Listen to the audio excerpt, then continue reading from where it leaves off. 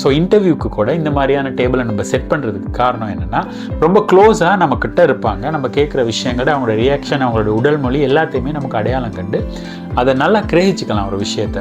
இன்னொரு முக்கியமான விஷயம் தான், அந்த மாதிரி டேபிளை நம்ம யூஸ் பண்ணுறதுனால நடக்க போகிறது, நம்மளுடைய ஐ கண்டெக்ட் ரொம்ப கிட்ட அவங்களுடைய ஐயோட நம்ம வந்து ரொம்ப சமீபிச்சிருப்போம். ஸோ அந்த ஐ கண்டெக்ட் வந்து ஜெனரலி சூப்பராகவே இருக்க போகுது. அதனால் சில விஷயங்களை நம்ம சாதிக்கிறதுக்காக, இல்லாட்டி ஏதாவது ஒரு ஆர்டர் போடணும், இல்லாட்டி ஏதாவது ஒன்று செய்ய வைக்கணும், இல்லாட்டி ஏதாவது ஒரு பணியை அவங்ககிட்ட சுமத்தணும் அப்படியா இருந்தால், நம்ம பொதுவாக அந்த மாதிரி ஒரு செவ்வக வடிவான ஒரு டேபிளில் உட்காந்து நம்ம அந்த வேலையை செய்வோமாக இருந்தால், முன்னால் உட்காந்துருக்கவங்க நம்ம என்ன ஆர்டர் போட்டாலும் அதை செய்வாங்க. இப்போ ஸ்கூலில் போனால் பிரின்சிபல் உட்காந்துருப்பாங்க, டீச்சர் உட்காந்துருப்பாங்க.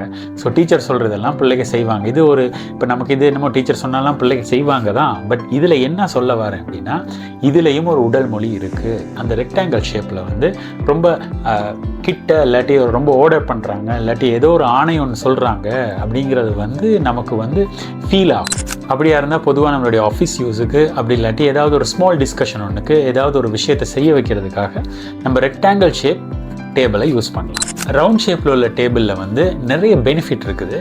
அதில் என்னென்னு சொன்னால், ரவுண்ட் ஷேப்பில் டேபிளை நீங்கள் யூஸ் பண்ணும் பொழுது வந்து நம்மளுடைய பதவி இல்லாட்டி நம்மளுடைய ஹை ரேக்கில் இருந்து நம்ம இறங்கி நம்மளோட பேச வரவங்களுடைய அளவுக்கு நம்ம சமமாக போகிறோம் அப்படிங்கிற ஒரு ஃபீலிங்கை நம்ம இன்வைட் பண்ணுறவங்களுக்கோ இல்லை நம்ம பேச போகிறவங்களுக்கோ அது வந்து கொடுக்கும். பொதுவாக ஒரு பிஸ்னஸ் பார்ட்னர்ஸ் அப்படி இல்லாட்டி ஏதாவது ஒரு டிஸ்கஷன் ஒன்று, ஒரு சின்ன ஒரு செயற்குழுவாக இருந்தால் கூட ரவுண்ட் டேபிளில் இருக்கும் பாருங்கள். அப்படின்னா எல்லாரும் சமன் அப்படிங்கிற ஒரு டைப் ஒன்று கொடுக்கும்.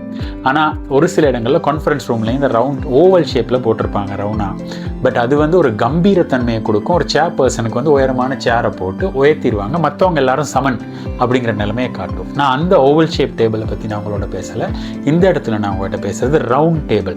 ரவுண்ட் டேபிள்ங்கிற நேரம் ஒரு க்ளோஸ் ஒன்று ஏற்படும். பக்கம் இருப்பாங்க. உங்களுக்கு அந்த இடம், எனக்கு இந்த இடம்லாம் போட்டியெல்லாம் வராது. அந்த மாதிரி ஒரு இதில் அப்போ எல்லாரும் சமன் அப்படிங்கிற ஒரு நிலைமையே வரும். ஏதாவது ஒரு விஷயத்தை நம்ம சுமூகமாக பேசி, ஒரு சமாதான பேச்சுவார்த்தையா, இல்லாட்டி ஒரு கல்யாண பேச்சுவார்த்தையா, இல்லாட்டி அந்த மாதிரி ஏதாவது ஒரு விஷயத்தை அக்ரி பண்ண வைக்கிறதுக்கா, ஏதாவது ஒன்று ப்ரப்போஸ் பண்ணுறதுக்கு இந்த ரவுண்ட் டேபிள் வந்து ரொம்ப நல்லாயிருக்கும்.